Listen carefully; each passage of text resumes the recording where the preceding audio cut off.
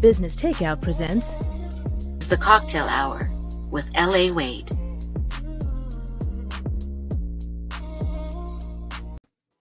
Hey, welcome to the Cocktale Hour, where we are getting intimate and sobering conversations about the things that we thirst for in life. So isn't it strange to do that oxymoron? Cocktails, where we are drinking to have an intimate but sobering conversation. And honestly, I can't imagine having this conversation today with anyone else. But before we get into that, I want to shout out to Business Takeout, a social enterprise that works to empower Black wealth and to empower Black entrepreneurship. And Ufuoma, you are a Black entrepreneur. Is Yes, that I am. Okay, so introduce yourself and what you do and how we know each other. Okay, so Ufuoma. I mean, it's reading right there. Okay. Anyway, so I'm Ufuoma Idebe. I am first a mom. You know how proud I am to say that. I Like know. for some reason. Anyway, so I'm a mom and to the most amazing 5-year-old in the world. You know. I know. I've had to share that with you once or twice. But anyway, so I'm a mom and I'm also a director, a producer, and a writer, right? Okay. And I'm also a PSW. And how do I know you? LA. Yes. Well, at first I met you on sets of the Nigerian Wives of Toronto. Yes. Yeah. And yeah. So I was like, who's this strange chick taking weird photos on my sets? It's like, who was this person? I was like, oh, okay. Anyway, and then the relationship just progressed from there. And I was like, oh, she's actually cool. And then you took some really cool photos of me. So that gave you props. So I was like, okay, I like her now, because of how I have some photos, really nice ones. Aww. Anyway, and it progressed from there. And then you're a wife, and I got the privilege of directing you. I know. And I loved every bit of it, by the way. Really? Because I don't know. Some men have told me that I'm not directable. Do you find that I take direction well? Well, I don't think you want us to have that conversation yet, but yes, you do. I mean, at the end of the day, right? After the many eye rolls, like, yeah, now we're doing this again. And then I'm like, yes, Ellie, that's what I want. 2 or 3 cuts. You and Sheldon Shaw. Like, yes. You're like, great, do that one more time. I know. You remember you made me cry one scene? Remember that? Like, that's true. Because you're amazing like that. You told me the context of what I was talking about, and it gave me the freedom to, explore. And that's what I think a good director would do. Exactly. And a lot of people don't get that, right? They always go like, well, I just feel like you're doing too much. I'm like, okay, so this is a vision. And there's a reason why I'm sitting in this chair. Like, how about we all do our jobs? How about you act and I direct? Right? Speaking of chair, how did you get to that chair? So, it's the typical love story of the whole little girl and big dreams shit. Oh my God, am I allowed to say that? No? I think so. Okay. Anyway, so you know how you dream about getting on that chair and you're just like, so do I really have to go to school for that or not? And then you're in a country like Nigeria. And at the time I got into the industry, it wasn't as popular as this, where, just a huge Instagram followership can get you that chair. You know what I mean? Like things had really changed. By the time I got in, you really had to do everything, like the dirty work. So I started as a production assistant. But what believe it or not, fall in love with film? Like, what was that love story? Well, so I'd say, so first of all, you know how your parents always want you to either be a doctor, engineer, or lawyer? Especially if you're Nigerian? Exactly. So for me, everybody wanted me to be a doctor. Like, you have the brains for it. And I'm like, I watch movies and I really want to do what they do. Like, you know what I mean? Yeah. And there's this day, okay, so I had a conversation. The first time I saw Gladiators, like that's my favorite movie of all time. The first time I saw that movie, it hit me like, okay, so this is the real deal, right? But not at that time. I had to see like 10, 11, 12, or 15 more times to tell myself, why can't I do shit like that? Right. Because at first it was a story and everything that happened, but you need to understand that came to light because there was somebody behind there. Of And you're course. like, why can't I be that? You know what I mean? And I spoke about it to my friend, and he was like, "Oh, do you know what they did? You know how long it took them to get there?" I was like, "That's not the point, and that's not the kind of shit I want to hear either." Don't you find people are very discouraging when you're getting into the film industry? Yep. Like 100%. Like, as a matter of fact, people discourage you more than they encourage you. I find that in everything in life, actually, like anything that wants to better you, people always find the negative side of it rather than the positive side. I think we're just wired to bring people. No, I don't want to use that word. That's too strong. I just think we're wired to see more of negative than, because with the negativity, it brings, I don't know, maybe more compassion or something. I don't know, like in just the twisted minds of people. Like you're like, you can't do that. You're like, so I can't do this. I'm like, yeah, it's okay. You can sit there. You want a cookie? I think misery loves company. Exactly. Misery loves company. Like that's it. That's it for sure. I think so. That's the reason why. Anyway, so I rose from there, from being an assistant to a manager to a producer and line producer. And before you know what's happening, I was working in one of the biggest studios in Africa. So that was really what gave me all I needed. And to this day, I just said it. Ebony Life TV, Ebony Life Studios. Yeah, and I had like the most amazing mentor ever, Mo Abudu. Like she's still there now doing big shit. I miss her. Anyway, yeah, and I just said this is doable. And Mo Abudu will always say something: if you can think it, you can do it. And I told myself one day, you know what? I'm going to produce my first film. And so I have a friend. She wrote the movie actually.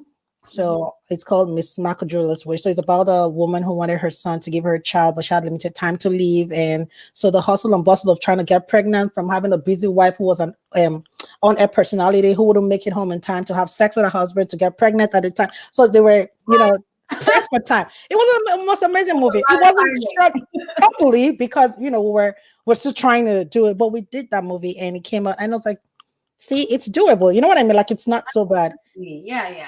And because of that, I did my next, and I was like, okay, I didn't really like the writing, because I was writing before then though, but it was just on shows, how you're like a substitute writer and stuff like that. They tell you, okay, give us this episode, and you probably don't even have to write all of it.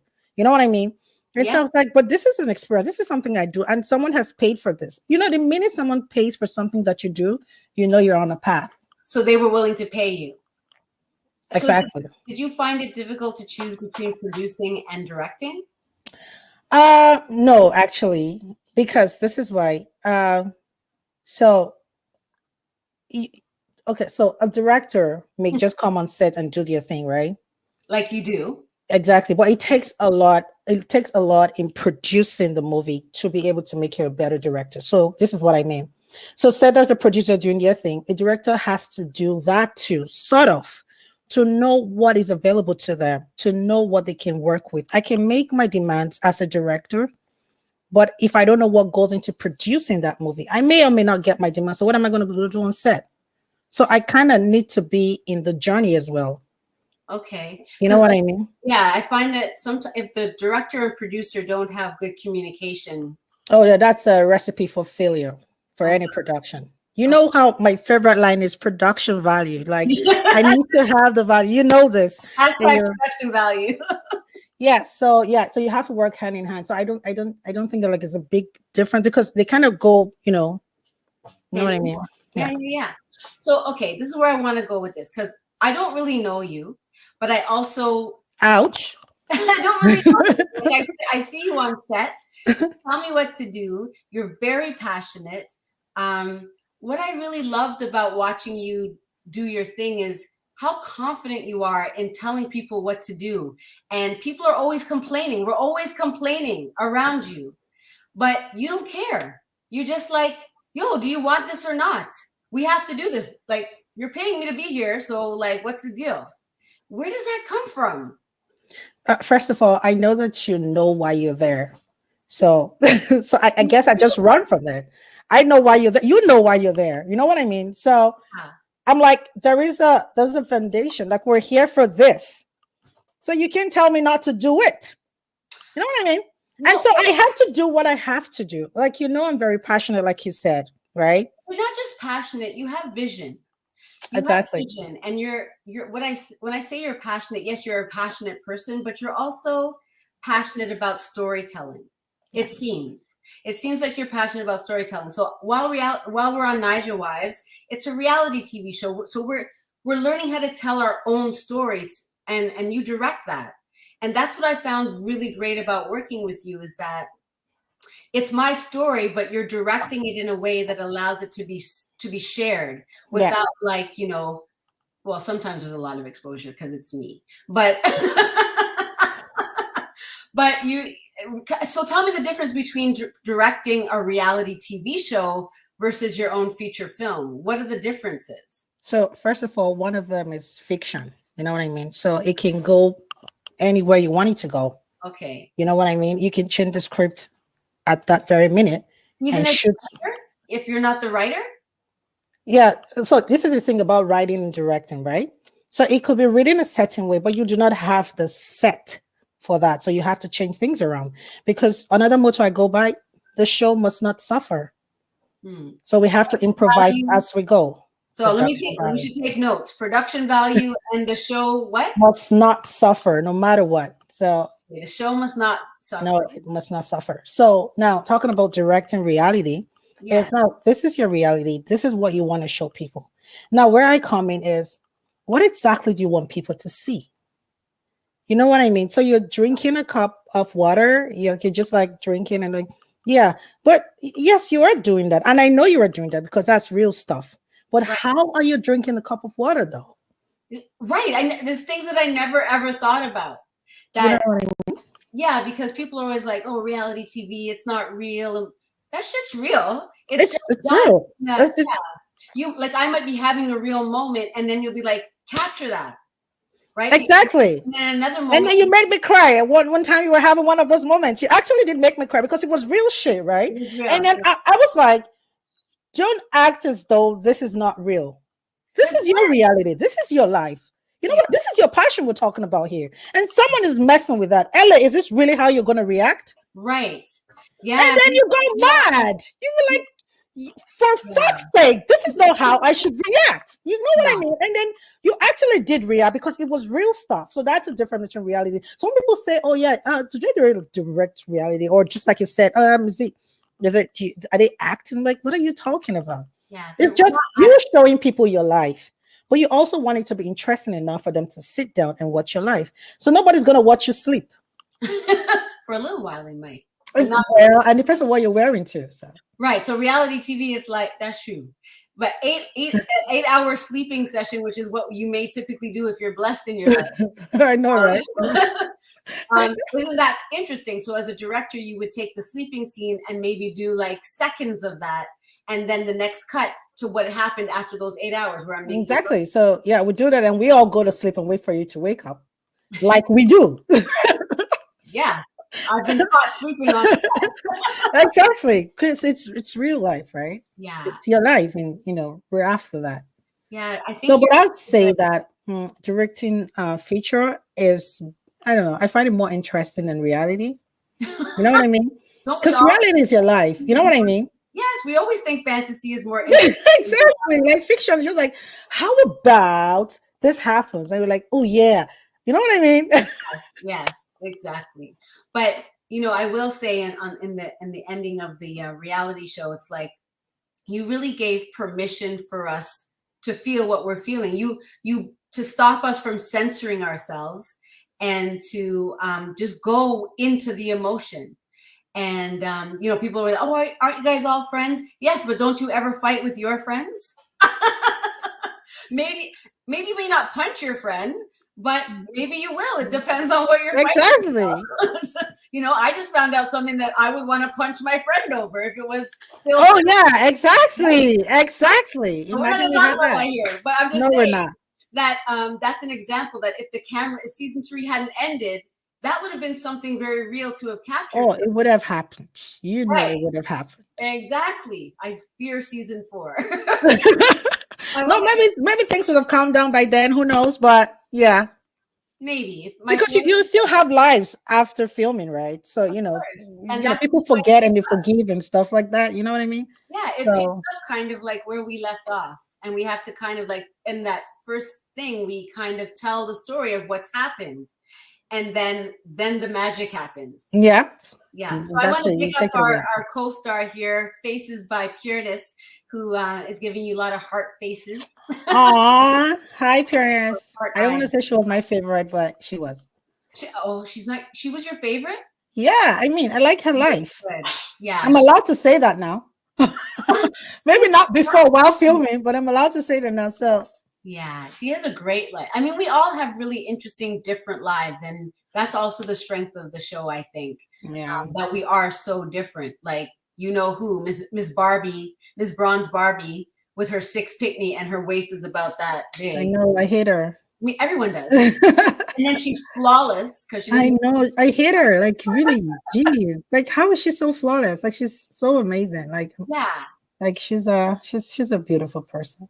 Yeah, she's a beautiful person. And then someone like Becky, who's also a beautiful person, but she's also a very intense person. I love Becky. I really love Becky. You capture all of that for us. Like, you see that she's a good-hearted person, and then you're like, but you don't want to mess with Becky at the same time.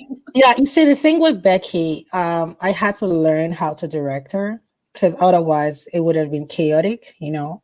And I was happy that she gave me the opportunity to learn her. Yeah. Because, you know, that was what I was saying before we started shooting, that I need to understand you guys. I need to know your strengths and your weaknesses and what I think we should show, because that's also important, right? Right. And so for Becky, it took me a while. I know you guys noticed, so maybe the first part of shooting, but later on I caught on, and it became very beautiful. It became a very beautiful relationship, because then I saw Becky for what she was, and then I just kept hammering and like, yeah, oh Becky, yeah, this is what I want, Becky, you know, and stuff like that. Take it and run with just that direction. We would see how you impacted her, but I don't know if at the time we were looking at it that way. I really like this conversation because it's allowing me to be reflective of what we just completed with the person who put it together. So that's really interesting. Whereas Rachel and Emilian, they are like, and Abby they're the veterans. Oh yeah. And then Becky, myself, and Pureness are the new kids on the block. And so what is the difference between directing the new people versus the ones that were always there? So I'll tell you something. So you, Pureness, and Becky was the most interesting part of the entire shooting. Because I don't want to say, maybe it's because I already knew the guys and there's probably nothing new. They don't excite me anymore, you know.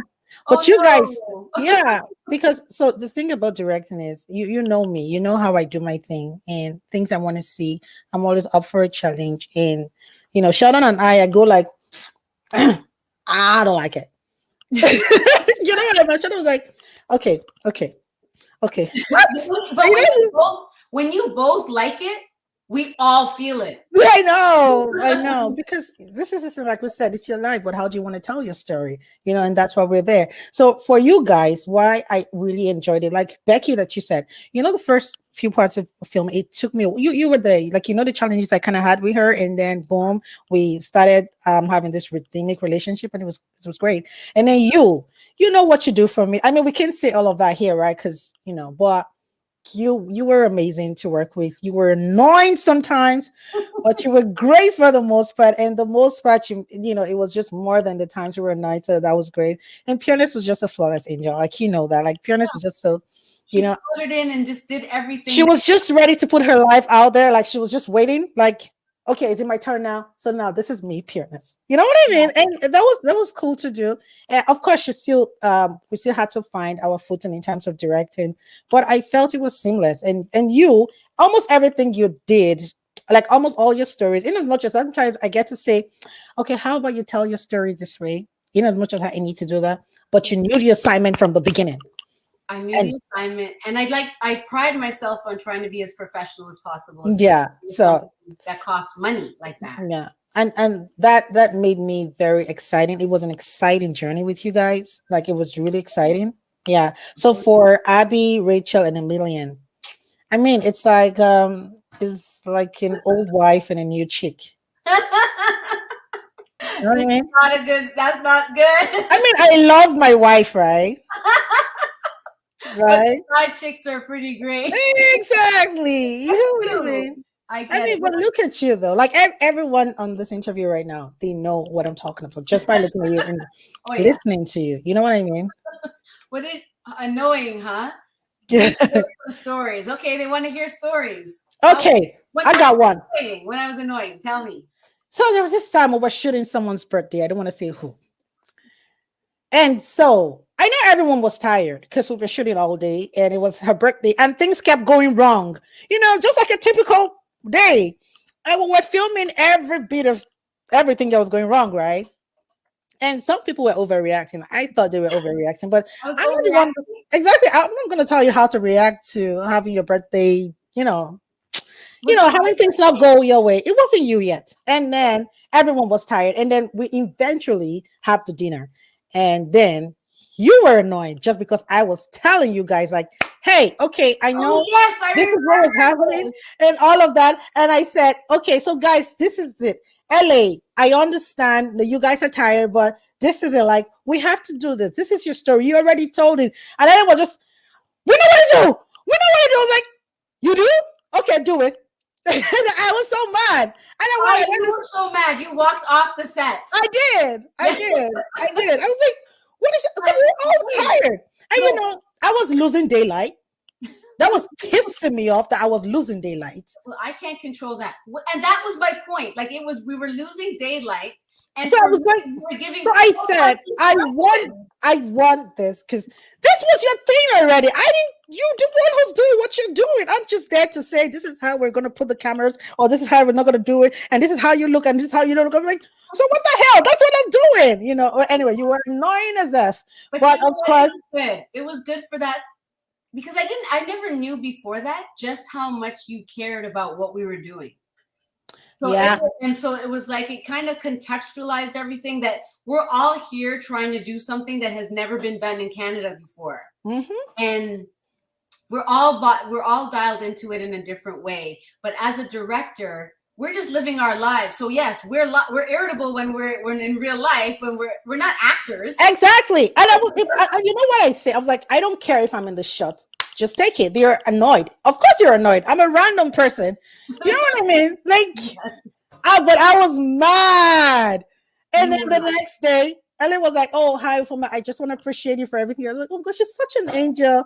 I love you too. And that was a cool part about everything, like everything we did on that set that I loved so much. It was I don't know the word to use. I'm looking for the word. Like it was such a blessing having everybody together and doing what we did because we were all on the same page, even when we stray from now and then, but we're all on the same page. And the fact that we did everything with love and respect, which is very important. Yeah. We respected each other even when we fell out, even when we quarreled. You know how I yelled at one point when someone was being very emotional and I was like, yeah, and it was like, what? And all of that happened. Into it. Yeah, exactly. Into the story. And then after I said, I'm so sorry, guys. I apologize. This has nothing to do with you. It's just, this is your story. I'm just trying my best to tell it the best way I know. And it was like, yeah, it's fine. But Shadow gave me the eye. He was like, okay, you don't want to mess with this bitch.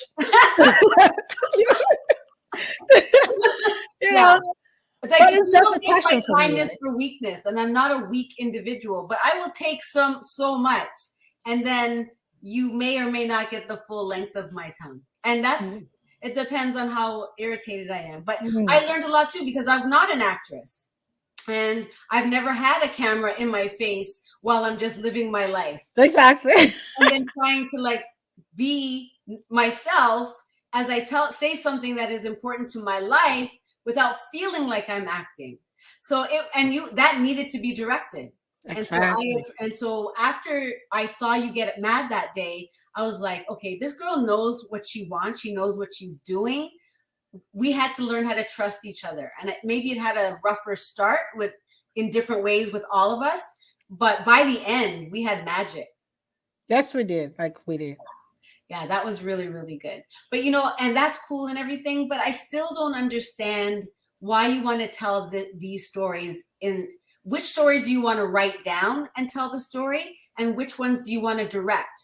And if that's the case, directing Naija Wives, what is it about that story that you wanted to direct for people in the diaspora versus those in Nigeria to understand? So basically, we wanted to keep everything as is. You know what I mean? Like I wanted to keep everything as is. Like I said, it's just about as is. So exactly how your life is. I don't want to change anything about you. I don't want to change whatever. I don't want to change your routine. I don't want to do any of that stuff. But I just want to tell it in such a way that it is interesting enough to watch. Like I said before, you know what I mean? Like we could be doing this now and it could be boring as fuck and nobody wants to sit in. I'm sorry. Am I supposed to be using these words? Am I? It's reality. This is your Oh, life. Just be who you are. okay. I'm so sorry. Like seriously. Oh my God. Please, So do you know the platforms that I hold? You know what I talk about. I know, like, and I feel so much comfortable. Like I'm talking to you, right? I feel like I'm talking to LA, and that's why I'm talking to LA because LA is not a caricature. I'm really this person. Exactly. So, like, so the thing is, I just want to show your life as is, and oh, sorry, I lost my train of thought. But I don't want to change anything. I just want to tell a better story than you would have. You know what I mean? Why Niger Wives of Toronto? So basically, I don't think there's any reason because at first it was just a job, and then it became something else. Okay, so at first it was just a job, but then what was the moment that you realized you're doing something important and special here?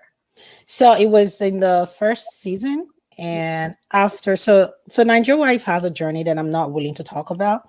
So so when we started Nigeria Wives of Toronto, the actual Nigeria Wives of Toronto, because it was, I don't want to talk about that.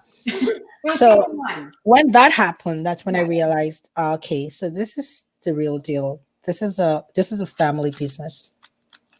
You know what I mean? Yeah. I became emotionally invested, so it had nothing to do being a job anymore. At first, when the idea started, it was a job. Right. And when it changed to Nigeria Wives of Toronto, I realized it was more than a job. It was now my baby.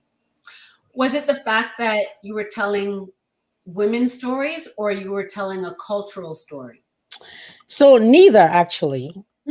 Right? It was just the fact that oh God, I want to try not to use other words. Hello, it's just Charles. that, Charles, what yeah. did you say? It's just that I saw firsthand that behind the camera, real shit happening. You know what I mean? And I was like, okay, how about we just film this? So it had nothing to do with being culture or female story because naturally we're Nigerians and we're women. Right. So no matter how hard and some of the audience, we don't know what that means. So you're telling us. No, exactly. But I'm talking about when we started, right? At first, so we're women and we're Nigerians. So it came naturally. So it was a cultural story and it was a story about women. Right. Yeah, how do you and then we got into you guys, and it was just the most interesting mix. It was a marriage of non-Nigerians and Nigerians, and this is the Toronto we live in. Right.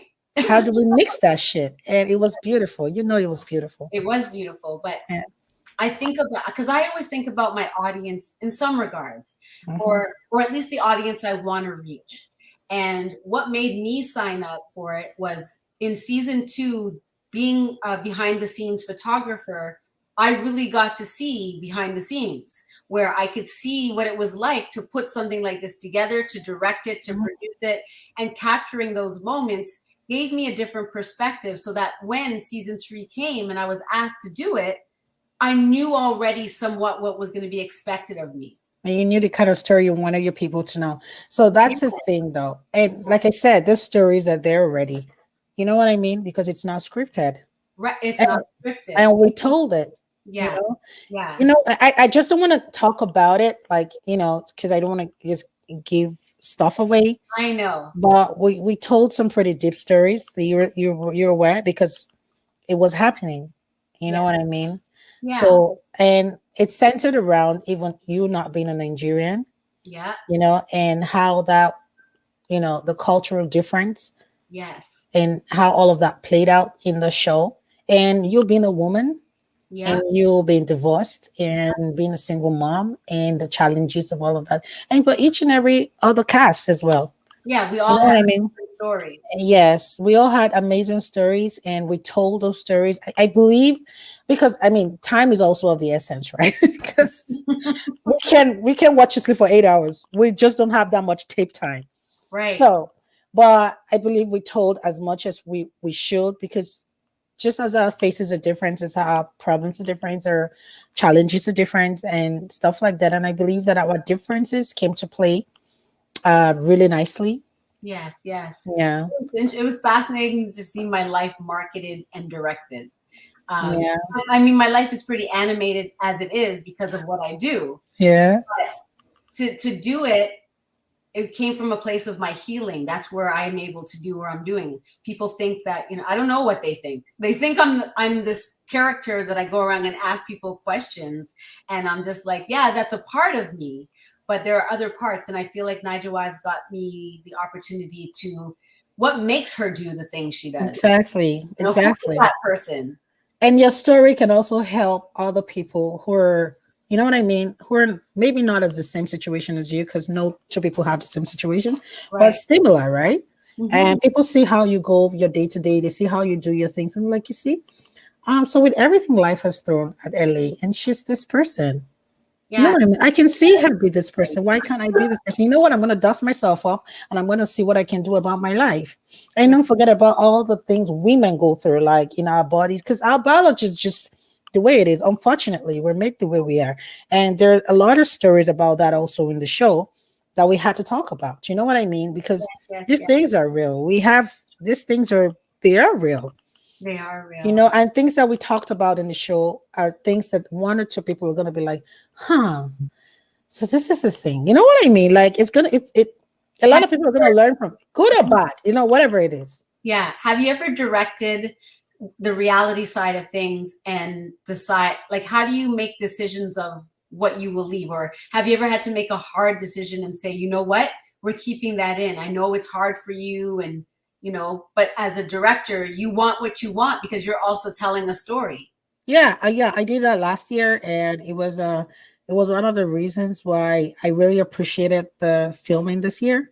You know what I mean? Because it caused a lot of commotion and a lot of unrest. I'm sure you're aware of some of the things that went behind the scene, and that's because I decided that this is your life. Shut up. It's true. That's like, this is your life. Like, just shut the fuck up. Like, don't do this. Why are we here? Why are we here? Exactly. Why are we here? You know what I mean? Why are we here? Yes, I just don't understand how we just go from, okay, I'm doing this too, but I don't want to say that.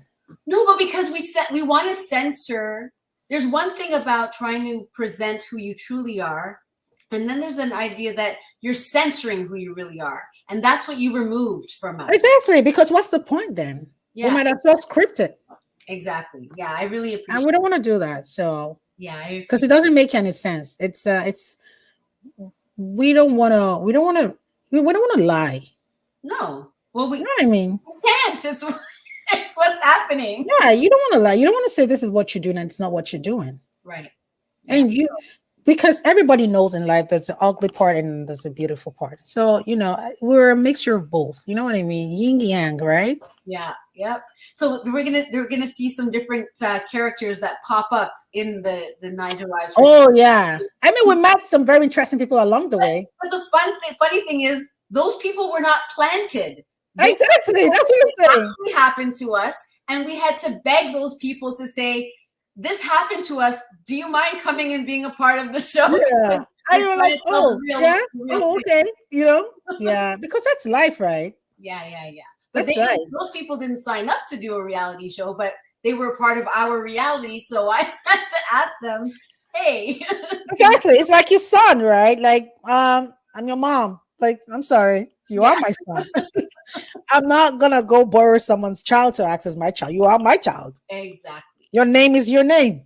That's it. Fortunately. I like it. So okay, so when you were talking about strong women and how that clicked for you, and you became more emotionally attached to the directing of Nigel Wives, or the idea of what we're doing, you yourself are a strong woman.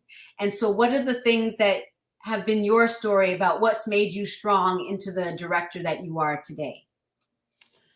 So what is your reality TV story? I feel like, like it's the basic stuff. It's like, it's just, you know what I mean? It's so it's ours, but you made it interesting. So come on, we want the juice. But what's that to tell, right? So what makes you strong? Because you clearly are. What, having your son? What was it? The father being there or not being there, because sometimes when they're around, they can be just as annoying as Abby's. LA, do not go through the corners. Just ask me what you want to ask me. Anyway, I'm just kidding. So yeah, life basically. You know what I mean? Like life. No, You know? you're not saying anything. Yeah. This is So what you would do on Fit with us. What are you talking about? What do you mean? oh my God, Ellie, I can't believe you're doing this to me. So the director cannot even be directed. Oh my God. Okay. So okay, yeah. So basically, well, why I say life is because it's a collection of 1,000 little things, right? Okay. 1,000 things that life just throws at you, you know, and you pick each and every one of them and you make them a brick and brick after brick and brick For after example, For example, having my child by okay, 5 myself. years ago. Yeah. Okay. So by myself and making a hard decision of living here permanently, like just moving out of Nigeria and all of that, it wasn't easy. I'll tell you that. Like when I got to Canada, at some point, I told myself, this is the worst decision you could ever make. Pack your shit and go back home. Back to the person? Yeah, just back maybe to the person, maybe Nigeria, but just away from my present reality at the time, which was hell. Right. What made it challenging moving from Nigeria to here? Yeah, because I was alone by myself in a new country. I knew nobody, not necessarily knew nobody, but like had nobody by you. You know what I mean? Like back home, you have everybody. Like you know what I mean? Like back home, you're like, hey, my mom is there. Oh, my sister's here. Blah, blah, blah, blah. And you're okay. You're in your comfort zone. But then here you are in a country that is cold as hell. Let's not forget that. It's cold. Cold as hell, and you have a child and you're confused. You don't know what the hell you're doing because you're a new mom, right? Oh, yeah. So you have no experience in being a mom. Mm-hmm. And the little while you had your child, you were with your actual mom. So you didn't even have time to be a mom by yourself. And here you are. The first time you're being a mom is in a strange country. And you had no idea what you were doing. No. What made you choose here? So actually, I was going to live in the States, and then there's the story of, do I really want to stay in the States? I'm like, So I traveled to the States, and I said, you know what? This is not for me. I'm going to try Canada. Okay. And then I did, and I thought it was a huge mistake.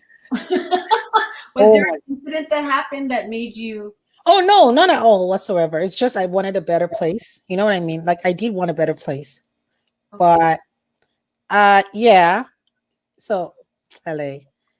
So living a life. How do you inspire people? Because how many other women or people have been in your shoes where they move somewhere and they don't know anything? Yeah, that's very true. And especially when you're in a relationship where you know it's not the relationship you should be in. Right. And you just want to But you put yourself and your son first. I had to put my son first.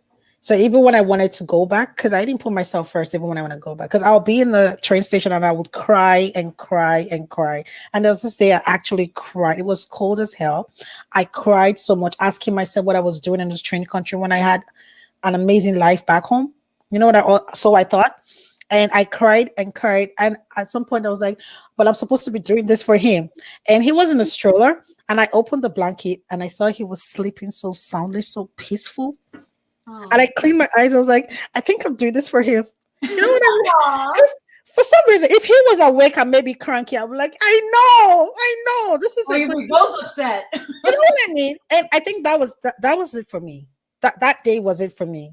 And that was the day I decided, you know what? I'm here now. Shut up and do what you have to do. Yeah. And you see that part right there? There are so many moments in people's lives where we need to we recognize or something slaps us upside our face and says, we got it. Like I saw something on Instagram that said, no one is coming. No one is coming. No one is coming. So get up because no one is coming. Yeah. And you have somebody else to take care of. Exactly. Wow. And I saw him, honestly, this day it was the day for me, like for real. The fact that he was sleeping so soundly, it was like a conviction. Like, amazing. You got this.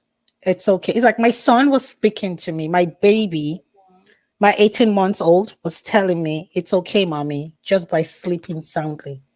while I was there hysterically crying. People were literally looking at me crying because I couldn't, it was my breaking point, Right. Because I've been bottling up things and like I kept telling myself I couldn't do it until I saw his face and I was like, I can freaking do this. You can do it. And you know what I did? I packed my shit and I headed out. I came to Ontario. I didn't have a place to stay. And then someone introduced me to Rachel. Oh, so you met Rachel. And she's like, oh, okay, I have a place and everything. I was like, I signed the lease and that's it. And I started living there and we became friends. And then she's like, what do you do? She's like, I just saw your name somewhere. I was like, where's that? She's like, I'm watching this thing. It's the governor. I just saw your name. Is that not your name as a production manager? I was like, oh, the governor is out. It was what I shot while I was pregnant with my son. Yeah. And I was like, oh, I was pregnant with him. Like that was when I was going down. It was when everything started, the whole thing before I decided to move and all of that. And she was like, you know what? I have a person who wanted to do something, but I don't know what you think. I was like, okay, maybe I'll attend the meeting. And here we are today, Ellie. Oh, wow. That was a big jump, but yes. No, but like everything happened. You knew more things that happened, in between and stuff like that. But it started because I made that move, because I decided that I'm going to stop feeling sorry for myself and I'm going to go be better. And this wasn't what I was planning, in as much as this was my foundation. Yes. But I was still of the notion that it wasn't time. You see, that's another thing, right? Because you don't even know how the universe works for you. You got to move. Okay, wait. So there's three things now. We have to have a recap of these three things. Like, seriously. Production value. The show must not suffer. The show must not suffer. Yeah. And you gotta move. You gotta move. Because greatness is waiting for you on the other side. I had to move to find, you know what I mean, to just be better than what I was. Yes. I could have been there wallowing in my self-pity, which much of us do. Many, many, many of us do that. But we all get to a place, and you got to your breaking point. What I want to know is, did you ever think that you were going to be able to come to Canada and do film and producing and directing? Nope. You thought that was over. Are you kidding me? Didn't you hear my story? I was going to go back home. You thought that if I had the idea that I was going to be here today, I would not stay? I would stay because it's my passion. Right? Getting a job, like, how did you approach doing work when you first came here? Then what did you? I was doing other stuff, right? Like I was just trying to survive. I was working in factories and stuff like that. You know what I mean? Like I was doing other stuff, and then just to put food on the table and pay rent. Because anything you had to do. I mean, not anything, but yeah. No, but really anything. Anything just to make money, because you're in a foreign country and you don't know. So these were the things that I was going through, that I was asking myself, what am I doing? Do you feel like you went into any kind of, I thought I weren't going to talk about relationships here, but when we said we'll do anything, I think about many women who aren't even in your situation that link up with a man in order to help them survive. Like not, and I don't mean like prostitution. I just mean like you start to date someone, even though you don't even know if that person's the right one for you. You're not sensing the people that you're not funneling the garbage as much, because you're just happy to have someone that you can interact with. That's a survival mechanism, okay? Yeah, it is. But for me, I feel like if I had that, I would not be at the station that day crying. I don't know. But even that I did not have. Like, you know what I mean? My goodness. That's tough. That's really tough. Yeah. So then when Rachel said to you, hey, there's this person that I know that wants this idea, and you allowed yourself to feel that hope, what was that like when you started to dream about the things that you could do? Like my heart literally almost jumped out of my chest, because I was like, wait a minute, this can happen. You know what I mean? Yeah. So don't you feel right in that moment you thought it was God? Like, that's your purpose. Oh yeah, I wrote it. You wrote this story? Uh-huh. I'm a writer. When do we see it? We haven't shot it, Ellie. Oh, okay. Well, I'm ready to shoot, because I like doing the behind the scenes photography still. I did it sometimes a little bit still while I was on set. Yeah, but it's more like a story from my coming to Canada and everything I went through in, So I think I'm Canada's still not coming to America. that kind of story, except that my parents are not billionaires, but yeah. So But it's fiction, so you can do it's fiction and reality. So exactly. So I could be anything I want to be. yeah, I can't Yeah. wait. I can't wait to see this one though. I can't wait. Yeah, Now, we're do you gonna think do it. that you can? How do you think Nollywood or Nigeria in general is going to feel about what we're doing here with the Niger Wives of Toronto? How will Nigerians interact with this? So you see, Nigerians are very judgmental. I'll Nice. tell you that. You see the negativity thing we talked about at first. So they will first want to tear it down before they appreciate it. Okay. And that part has passed. Oh, they teared it down already. They tore it Oh, down. yeah, they did. Of course they did. Like if you go and look at the reviews on YouTube at first and all of that.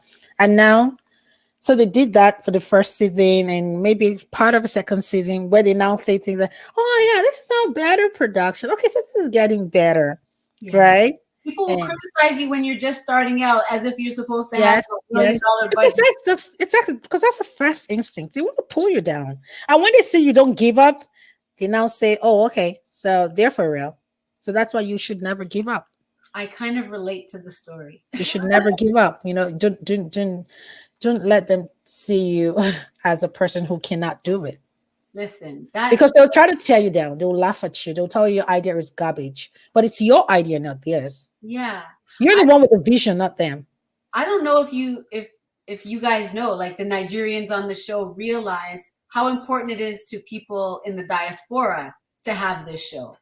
Because you kind of just take it for granted that, oh, we're just Nigerians doing our thing. Exactly. But when you have a bunch of people that have the same melanin as you, that are in a place where they're not respected or loved for their life experience, and that we've tried to amalgamate and assimilate our lives to the diaspora, we are so disconnected from Africa. And I know that a lot of, like back when I was younger, I used to hear terrible stories about how people in the diaspora would treat people from Africa when they would come here, calling them names because that's the narrative that they were taught in this part of the world. Exactly. And so when I heard the concept of Niger, what's Niger?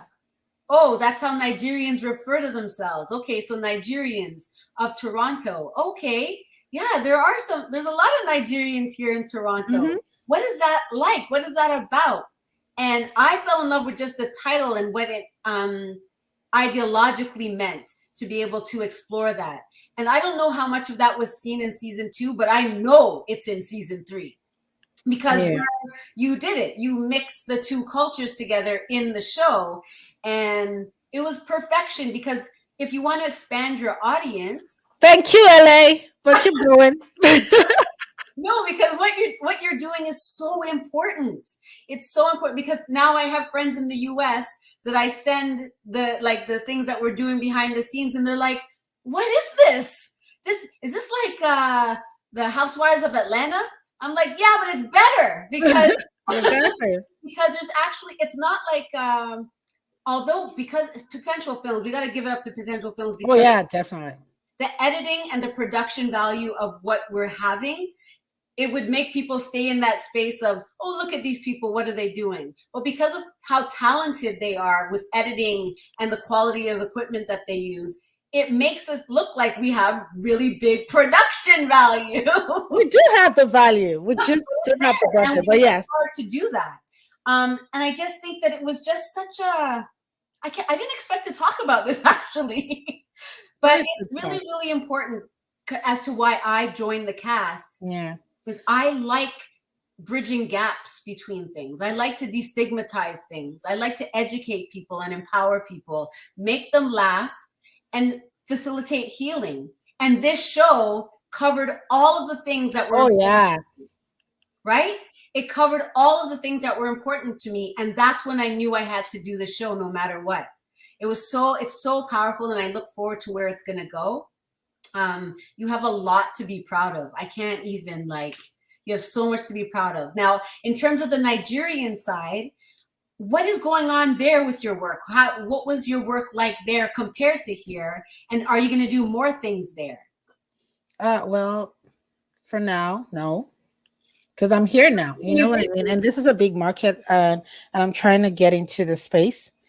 So there's actually a Nollywood industry here in Canada. Like, believe it or not. Really? Yes, there is.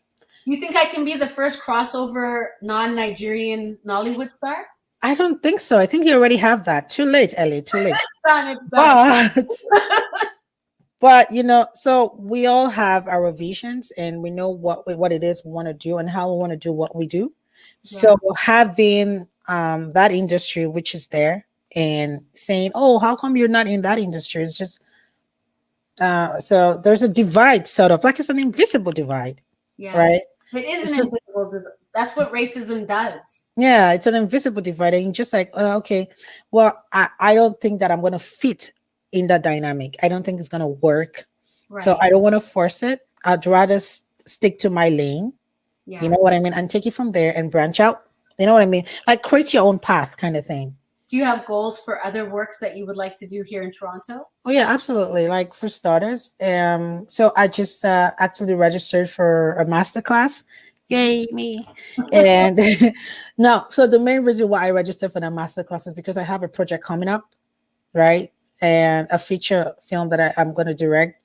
I don't want it to be according to my knowledge now. So I want to expand my brain because I have ideas for that script. Yes. So yeah. So prepare for it. How do you prepare for taking on a bigger project that's more in line with your fictional side? I mean, basically, it's like what I'm doing right now because I know what I need to do. So you first look at what you need for a script because everything starts with a script, right? Everything starts with a story. Like that's the number one thing.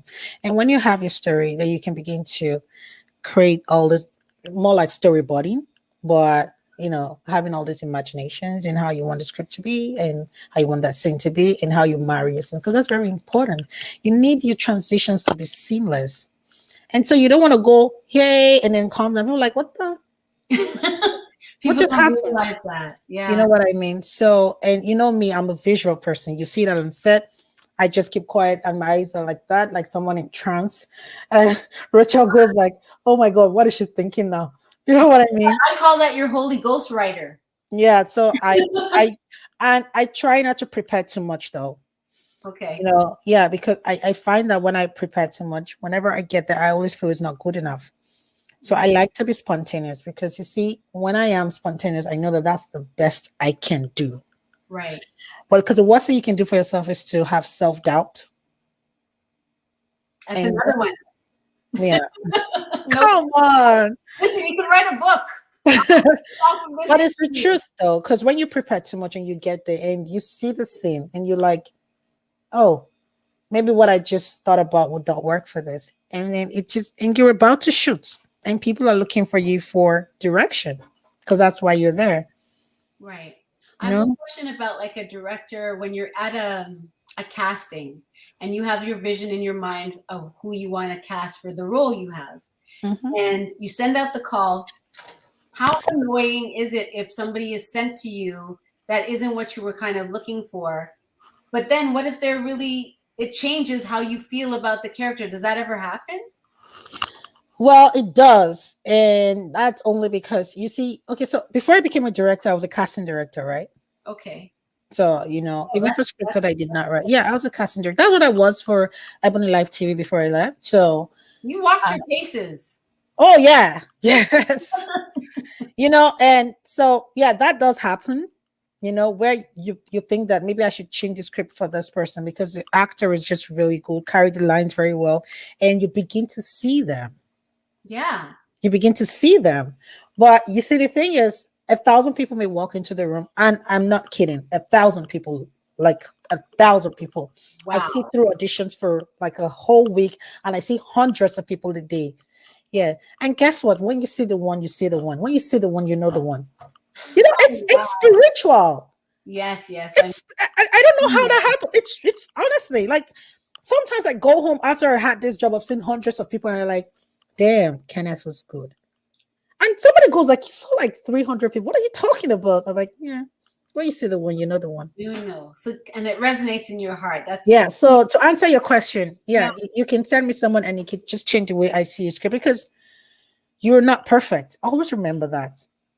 And you may have Gems again. but you may have had a character in mind, and then someone walks in and it's like, holy shit. It's like a eureka moment. You know, you're like, yeah, that's amazing. This should be the person. Not what I thought. Yeah. Where did you learn to trust your inner voice? Or were you forced to? No, but I mean, we all have that instinct that speaks to us, right? Especially if you're creative, because this is a gift. I believe we all have our gifts, right? I speak to my friends and they talk about computer shit, and I'm looking at them like, and what is that again?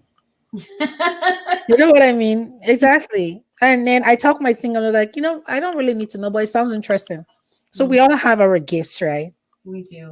So my last question for you is, and I ask everybody, what is it that you are still thirsting for in your life? What are you thirsty AF for? And what do you need to do to get it? So, as odd as this may sound, and as I don't even know the word to use, LA, and I'm sure you know this, I need a daughter. What? I know you think I was gonna say, "Oh, I want to be this person." I know. You thirst for another child? Yes, I do. I'm a girl. I did not see that coming at all. I know. But it's crazy. Like I thirst for so much career-wise, like so much. Like you have no idea. We'll sleep here if we talk about it. Yeah. But the number one thing on my agenda is just having a daughter. I think about it. I don't know how I'm gonna get it. I'm not in a relationship. Yeah. You know what I mean? Maybe we can just put a call out, and now men who are looking for a really creative, driven, strong woman who knows how to direct them. Nice one, I love that. This is now available for people to contact. Yeah, but I'd really like a daughter, like honestly. Wow. So when you think about career life versus family life, well, you know what? I saw you on set. You would bring your son on set. So I'm assuming your daughter would also be on set. You know this. Yeah. You parent the way that you direct in a way. You allow them to be who they are, but that you're just guiding them in different places. So in a way I can understand your ability to do it, but your thirst for it in this climate of the world that we live in. I don't want to have no children to have to worry about. But you want that. Do you want a family life where you settle down too? Mm-hmm. Oh, yeah, definitely, Ellie. We talk about this stuff behind the camera. I know you're just doing this for our audience. Yes. How else are we going to know you? I know, right? But talking career-wise, though, so the dream is to have this big-ass studio. You know what I mean? Where I can produce as many shows as I like with a huge budgets, and we just go crazy. I'm not even so much as interested in being a director in the shows as much as calling the shots of them. You know what I mean? Yes. Like just having a studio that just produces shows month in, month out. And your children work there and they grow up in the work. Exactly. We can have a daycare in our damn studio. It's our studio. Oh, see, a daycare in the studio. You might just change the world. I think you might. I'm a mom. I know moms do change the world. So if you're gonna find your next baby daddy, how do they contact you? Well, I'm on Instagram. It's Ufuoma Idebe on Instagram. Slide into the damn DM, man. Yeah, slide into her DM. She's got an open womb ready for the right sperm.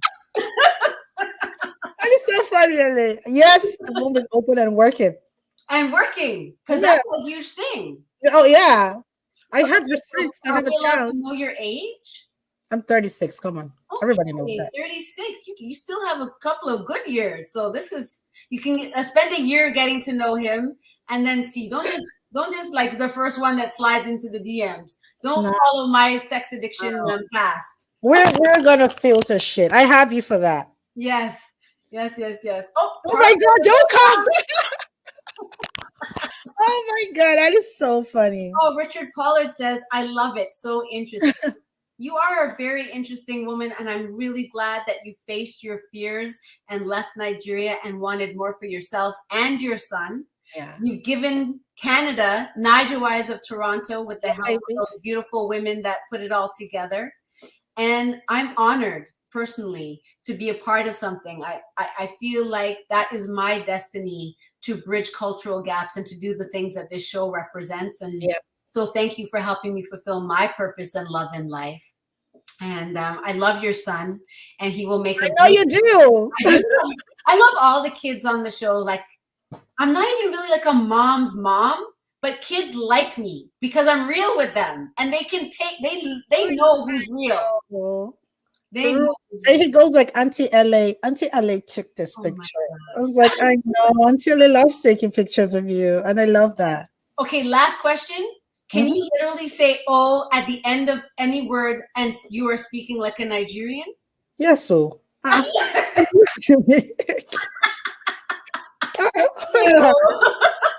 don't even have to, like it comes naturally. Like it's like that. It's Oh my God, that that's was it, so oh, and then you understand who you're talking to. Like, well. Thank you for being with us, all. for having me. It's very interesting. Thank you so much. Thank you so much for trusting me. Of Thank you course. so much for trusting my direction. Because it's interesting talking to somebody that I've actually worked with, right? You know what I mean? Yes, you are a very powerful woman, and you're like a superhero that hasn't learned how to hone it yet fully. But I'm just saying that because I think we're very much the same kind of passion and fire. Oh And yeah, because interpret it. you need to understand that you're always going to be a work in progress. You know what I mean? Like, Yeah. You're always growing. I think you're at number 6 at this point. Oh, but it's the truth though. Like, you're always growing, right? You're a work in progress. Like, you're never, this is it, I'm done. Then that's the day you die. That's the day you die. Someone said to me once in another interview, die empty. So that really summarizes what I think we're both going to do in this world. And so thank you so much. I want to shout out to Business Takeout, who presents this show, the Cocktale Hour. Shout out to Banky Benjamin. And, the Business Takeout Platform is a nonprofit social enterprise that really works to promote and empower Black wealth and entrepreneurship.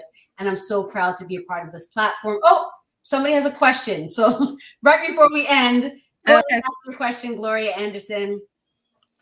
Are you two done already? Oh no, it's too short. It's so interesting and fun. Well, we'll be here for an hour, but we can be here though. I'm here every Monday at 5, so you can come back. I always have someone interesting talking to, and we can, when we get closer to when the show is going to release, we can have it where all of us are on the platform at the same time. Oh, that'd be interesting. That will be a lot of fun, and I think that we could almost do a behind the scenes. I know. I wonder who's going to direct that, but okay.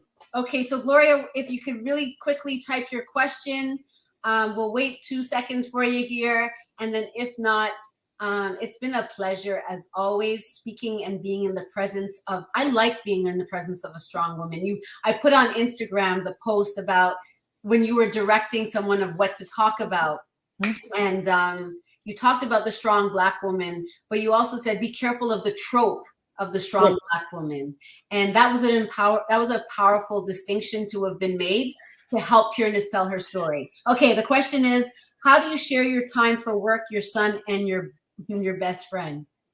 I have a cape, Gloria. It's called Superwoman. It's just right there. It's invisible. And then I have very supportive friends like Gloria Anderson.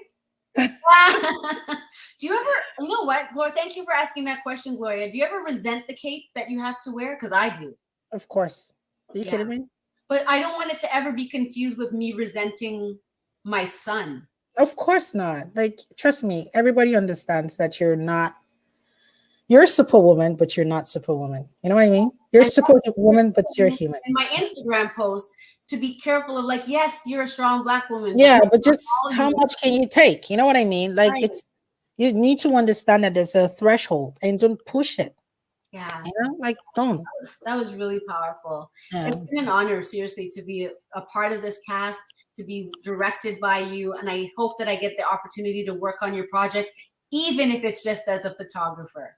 Well, I know, but don't worry, you're in front of the camera. You know this. Oh, I didn't even know I liked it so much. I know, and I love directing you. It's all me, baby. I bet that out of you. I really know when I'm kidding, but you're amazing. No, when the actors say now how important the director is to their performance because of this experience, I believe them now. I felt the moments where you gave me a perspective and I went with it, and that's when we had those moments. And we had some very beautiful and that's me intense moments. Oh man, I got goosebumps. Stop the madness. Very intense moments. Take us out, or else we'll talk all day. Thank you for being Thank you, LA. Bye. Mwah. If you enjoy our programming and want to help support Black entrepreneurship, please donate today. www.businesstakeout.com/donate.